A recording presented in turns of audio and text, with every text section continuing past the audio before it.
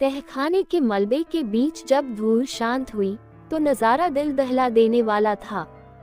वीर आजाद तो हो चुका था, लेकिन वह वैसा नहीं था जैसा अन्वी ने सोचा था। उसकी आंखों में वह पहले वाला पागलपन नहीं, बल्कि एक गहरा खालीपन था। उसने अन्वी को अपनी बाहों में थाम रखा था, लेकिन अन्वी का शरीर निढाल हो चुका था।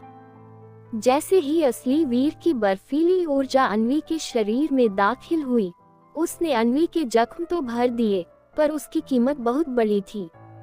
अन्वी ने बोलने की कोशिश की, पर उसके गले से कोई आवाज नहीं निकली।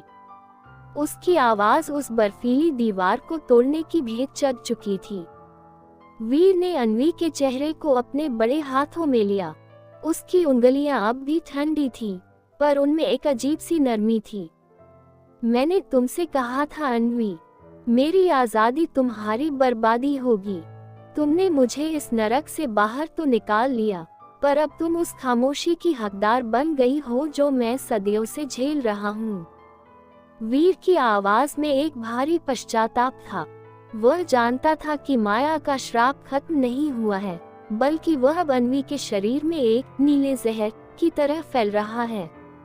अन्वी की रगों में बहने वाला खून अब धीरे धीरे रंग बदल रहा था। अगर सूर्योदय से पहले इस श्राप की जड़ को खत्म नहीं किया गया, तो अन्वी हमेशा के लिए एक बेजान बर्फ की मूर्त बन जाएगी और वीर फिर से अकेला रह जाएगा।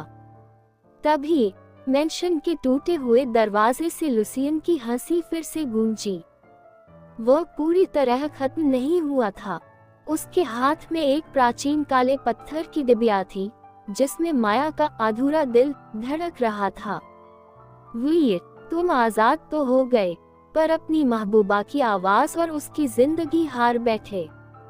अगर तुम्हें ये नीला जहर रोकना है, तो तुम्हें मेरे साथ एक आखिरी सौदा करना होगा। लुसियन ने वह डिबिया हवा में लहराई। यह माया का दिल है।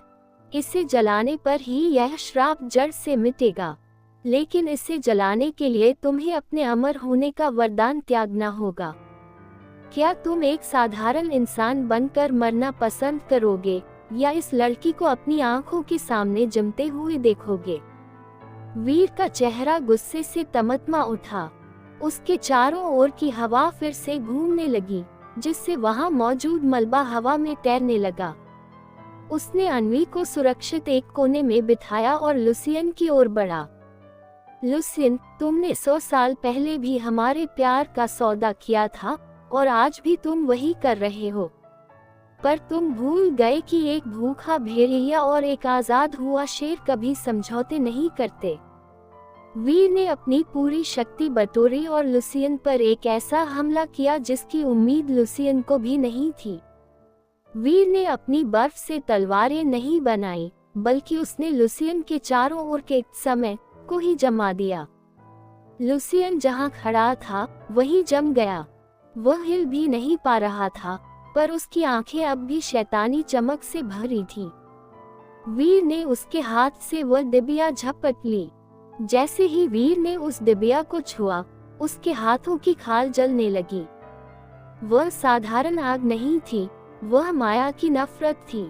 वीर दर्द से कराह उठा, पर उसने डिबिया नहीं छोड़ी।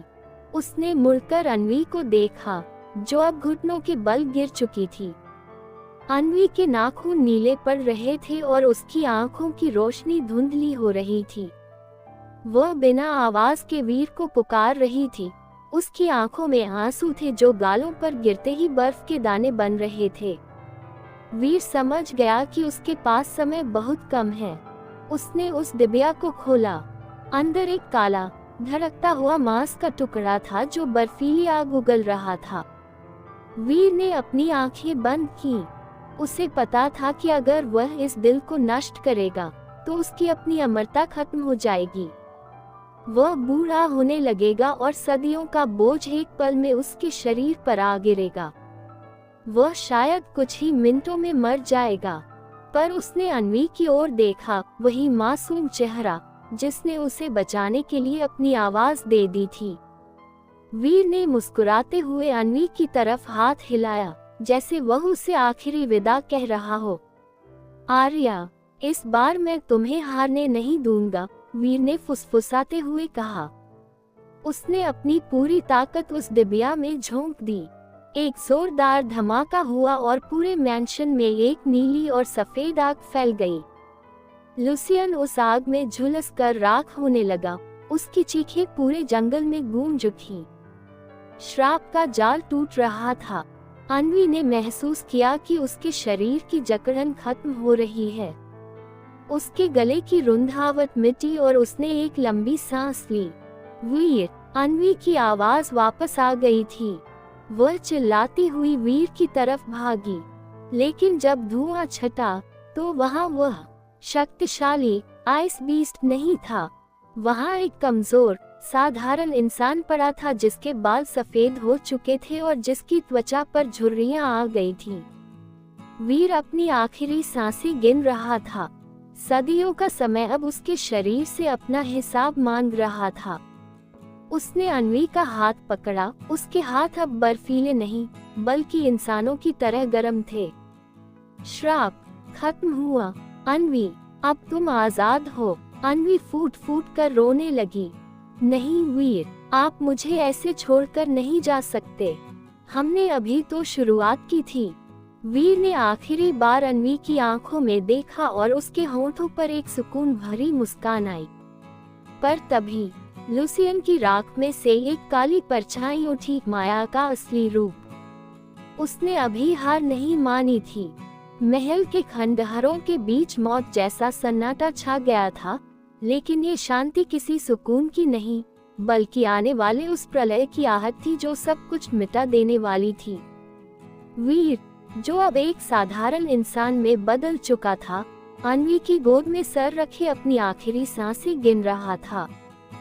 सदियों का बोझ उसके कमजोर शरीर पर किसी पहाड़ की तरह टूट पड़ा था। अन्वी की आवाज तो वापस आ गई थी, पर उसकी हर चीख और वीर के लिए पुकार दीवारों से टकराकर वापस आ रही थी। लुसियन राख हो चुका था, मगर माया का वह प्राचीन साया जो उस अधूरे दिल की आग से पैदा हुआ था, अब एक विशाल काली परछाई बनकर अन्वी के सामने खड़ा था।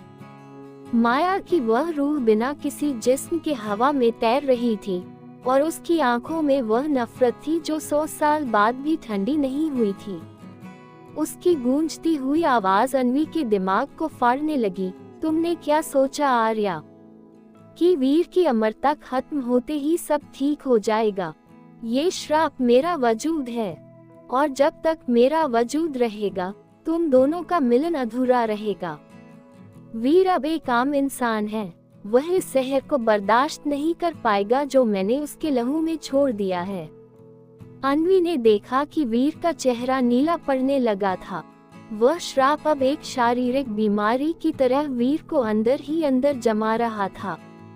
वीर ने कांपते हाथों से अन्वी का हाथ पकड़ा और बहुत मध्यम आवाज में कहा, जाओ अन्वी, भाग जाओ यहाँ से, मुझे मरने दो, कम से कम तुम आजाद रहोगी। लेकिन अन्वी अब वह डरपोक लड़की नहीं थी जो कुछ दिन पहले इस मेंशन में आई थी। उसने वीर की उन आंखों में देखा जहां अब बेबसी थी। अन्वी खड़ी हुई और उस काली परछाई के सामने जाकर खड़ी हो गई।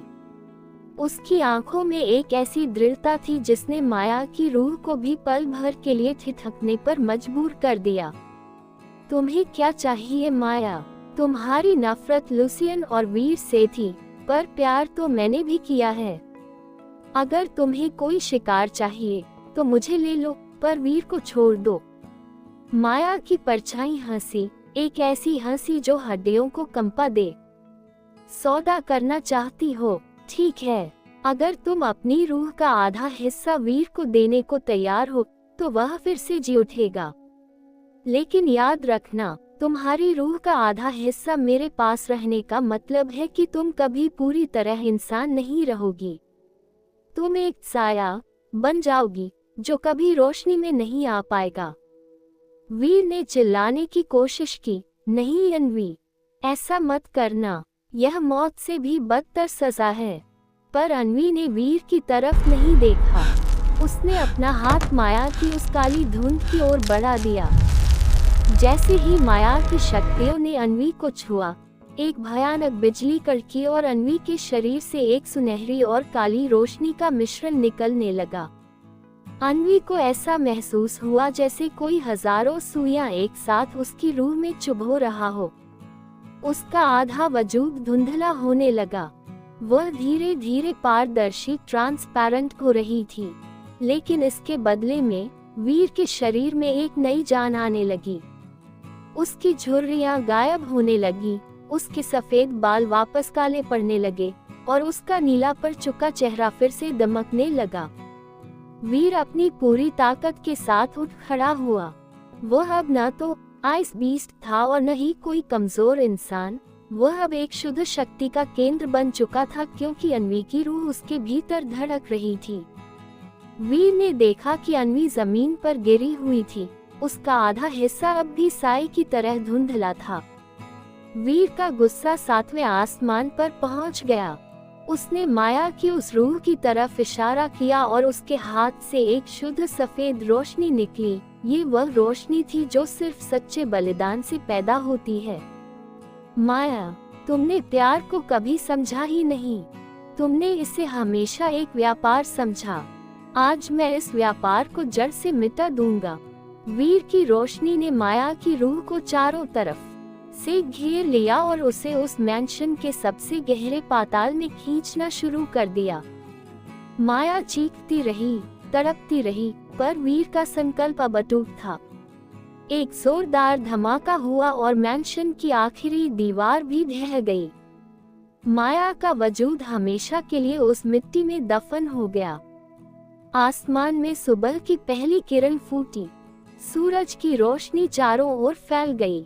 वीर आजाद था।